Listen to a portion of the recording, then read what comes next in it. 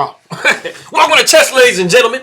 I appreciate you guys very much for stopping by. So, I went back in the past, just a couple of years, and I grabbed a Wesley versus Maxime Vachier-Lagrave game.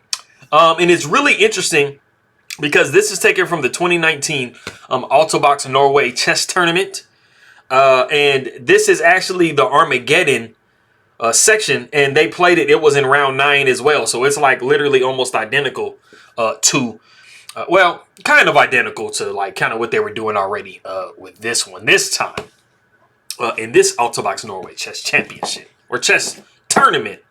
So all of my people that are coming from the Philippines, I will say Mabuhay, Magandang Umaga. Let me see what else. Maligayang pagdating sa mga chess ladies and gentlemen. I appreciate you guys very much for stopping by. Anybody who is coming from France or who does speak French, I will say bonjour to you. Bienvenue. Let me see. Ça me fait plaisir de te voir, mes amis. Merci beaucoup for coming by and taking a look at my stuff. But if you guys are ready to go, let's take a look and see what we have for this game. So we got D4. Got it. We do see knight to F6. We got C4, G6. And then we do see knight to F3. Bishop to G7, and we have the King's Indian defense. There's many different things that you can do from this position, but we do see the move E3, which is like, it's a pretty rare move. At this point, it was like a pretty new idea. It hadn't been played very many times. I think maybe like 4 or 5 times total in the history of the game. But as of 2019, or as of today, the knight coming to C3 has been literally played like 20,000 times compared to 658 for E3. Mostly the idea is to go knight to C3, and then after most likely D6, you would see the move E4, or you could even see some Grunfeld. So, of course, you would see knight to C3, and then this would be the Grunfeld, D5, your attempt at stopping E4. Also, after knight to C3, you can see D6, and we would just go into, a very typical King's Indian defense. Most likely you'd see castles. And then, pretty much however, white wants to go about playing. There's bishop to G5, there's bishop to E3, which is a Larsen, which is what I play. Bishop to E2, you can even go bishop to D3. This center that you have as white gives you a lot of flexibility on kind of how to develop your pieces. So you're good to go. But like I said, we do see E3. We see castles by black. We got bishop to E2. We got D6, knight to C3. So as you can see, everything looks very similar to, the positions I showed you before. But there is a subtle difference. Bishop comes to F5. And, what white really wants to play, and that's why pretty much like almost everybody goes knight to C3 and E4, is you want to get this E4 pawn push in because then you have like the best center ever, right? Bam. But, knight on F6 and bishop on F5 is making it really, really hard for you to do that. And I mean, E5 is almost always going to come. So we do see castles by white. We got A5. Knight comes down to D2. And this is a very like common theme, like in Catalans and, King's Indians and stuff like that. And, like I said, you are really, really trying to push this pawn. You want to make sure that, once any E5s or C5s come, you have like more pawns in the center, and then you have the ability to push D5 as well. You do see E5, and then we do see D5, and you can see that E4 is like pretty much going to come. The only thing that kind of like prevents E4 from coming is if you move this knight and bishop out of the way, and you can push F5, and then you can get a lot rolling on the king side. So we do see knight to A6. We have A4, or E4, sorry. The bishop goes back to D7. We see A3 because this knight coming to B4 was a slight possibility. Not so much in this position, but we do see knight to C5. A lot of the times you'll either see knight to A6 to C5, or you'll see knight B to D7 to C5. And you are just trying to put a lot of pressure on this E4 pawn. And that's why knight to D2 is such a common move because, you are just making sure that you defend this pawn. Also, queen at C2 is also a move, and that's why it's really similar in these positions and like Catalans and stuff like that. But we do see B3. We got c6, a very common like pawn break to try to break down, because you know white has like the most gigantic center ever. So we got to try to break that down, homie. So the rook comes over to b1. We see pawn takes d5, pawn takes d5, and then we do see the novelty of the game, which is queen to c7. And because this knight actually can't safely hop into b5, you know, displacing this queen, that is why queen to c7 is such a logical move. We do see rook to e1. Rook f comes to c8. We see f3, just making sure that we have a really, really solid structure going on. The bishop does come to h6. We see king side stepping over to h1.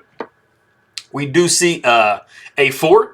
And then we have b4. And this is like definitely the best way to try to play. You know, after we push a4, you know, white kind of has a decision that they have to make. I mean, are you going to push the pawn and give a really, really nice square onto b3? Or are you going to capture? And then, I mean, your pawns are going to look kind of ugly. It releases the bishop on a8 to start attacking and stuff like that. So, I mean, really neither one of them you really want to do. So b4 is going to be, you know, probably one of the most logical moves. But even then, I mean, black still has a really, really nice position.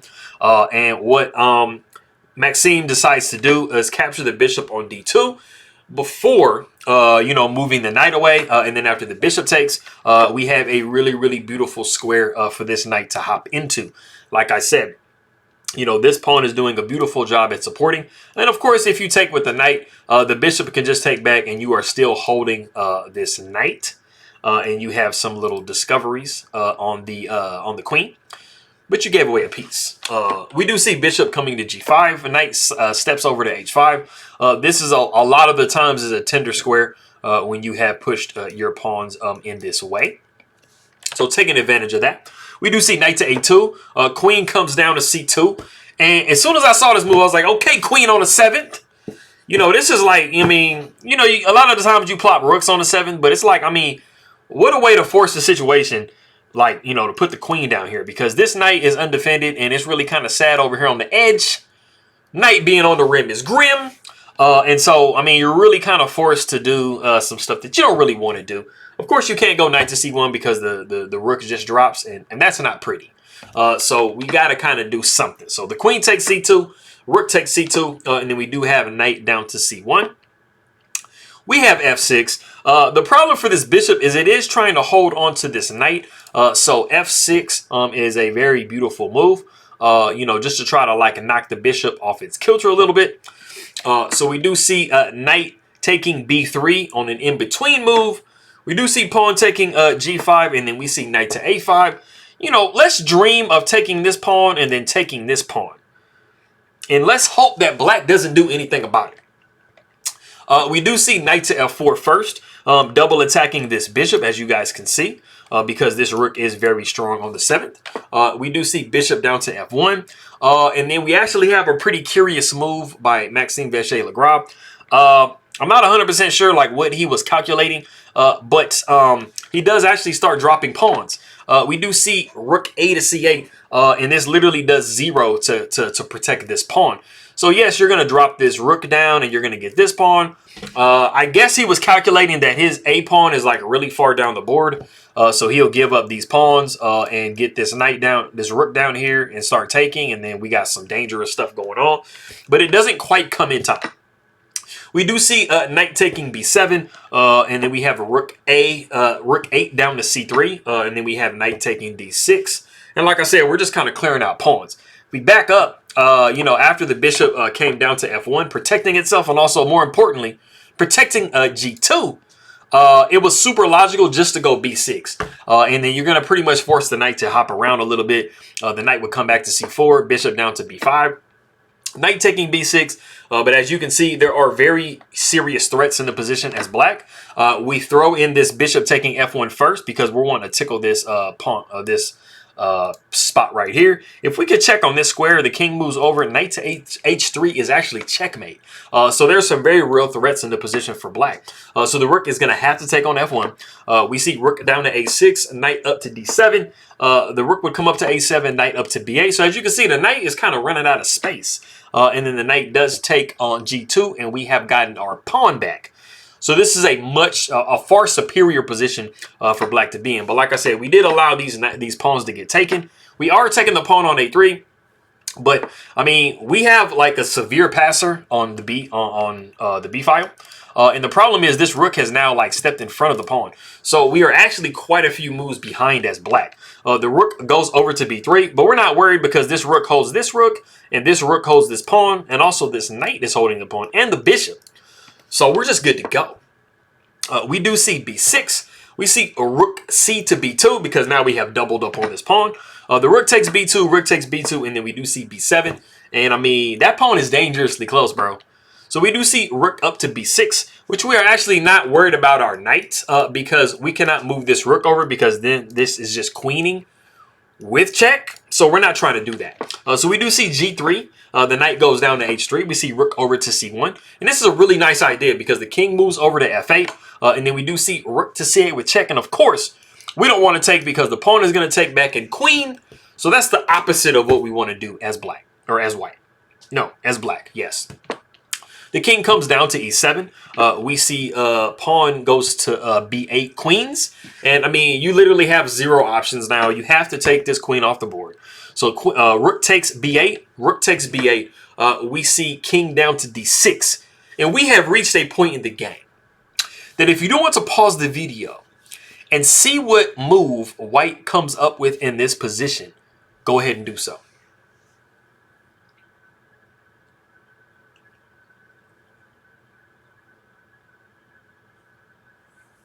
Okay, so the move in this position that Wesley so plays is actually rook to D8. And this is causing some very severe problems for Maxime Vachier-Lagrave. The main problem is the fact that this knight is defended by this bishop, but currently this bishop is pinned. So this knight is actually on pre. So, I mean, you don't really have a whole lot of options. You have to try to attack this rook, but we have really nice combination that comes up. After the king goes up to C7, we actually sacrifice our rook on D7 with check. And then after the king takes, the bishop takes on H3 with check. And that's fairly important because this pawn is actually kind of dangerously going, you know, to home. So if this doesn't come with check, it allows the pawn to be pushed here. And we don't have enough time to get back in time before the pawn queens. So it is very, very highly crucial that this move came with check. After we see G4, the bishop comes down to F1. We got A3, and then the bishop does come down to C4, just in time to stop the pawn. We see pawn taking F3, and we do want to make sure that we get over to stop this pawn because we do not want 2 pawns separated by so many files, both trying to queen because the bishop can only hold one of them down. And I suck at arrows, bro. Just deal with it. King going to G1. We see G5. G4 is pretty beautiful because it does stop the connection of these pawns. We do not want these pawns to become connected. So the king goes to D6. We see king up to F2. And it is in this position that Maxime Vachier-Lagrave resigns the game. So Malakas see Wesley. So this was a really nice game. Played by really both players. I mean, they both had like really nice, you know, points in the game. So kudos to them. I appreciate everybody very much for stopping by. Maraming salamat aking makaibigan. Merci beaucoup, mes amis. Paalam and au revoir. And I will see you guys next time.